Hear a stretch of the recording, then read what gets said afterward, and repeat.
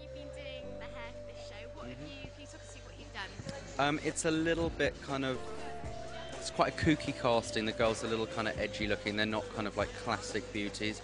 So we tried to do something that kind of balances that out. We've done a very kind of quite traditional looking hairstyle.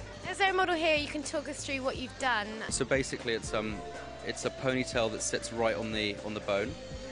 Really, really straight back, lots of Technique pli, which is like a nice setting lotion, just makes it really wet looking, really tight. We tied it with elastic, then the ponytail split into 3 sections, braided, covered with serum to make it really shiny, and then we braided those 3 plaits together to make kind of one chunky flat plait.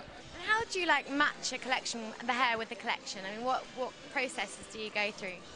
I think sometimes when you're trying to find the look, you need to kind of go through everything that won't work and to get to the point of what does work. I think we started off doing things like kind of quite loose, dry shapes. I always thought that instinctively I felt that the hair should be away. There's so much detail in the clothes, you kind of want to see the collection. What's your general overview of fashion this season?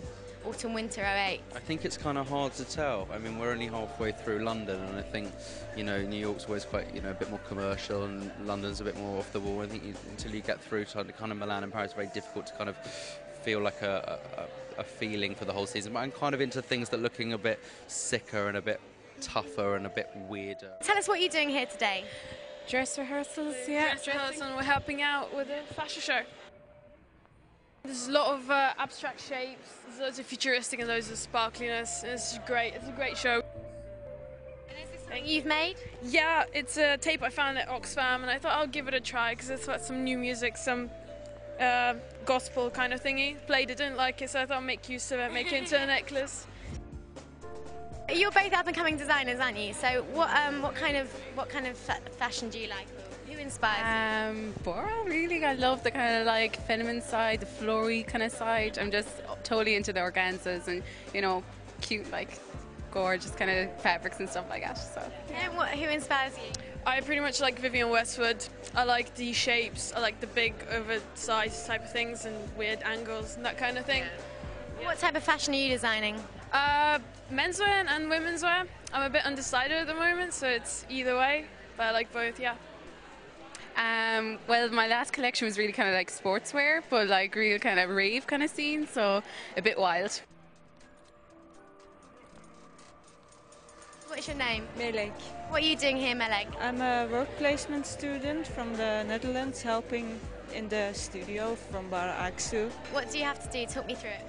Well, I just have to make sure that the models get changed into the correct outfits and everything looks just right. What kind of style do you like? I like style that's quite minimalistic, quite effortless. It's like really feminine, but in I call it a fairy tale way with all the layers and draping. It's all about the draping and the composition about it. So it's so delicate.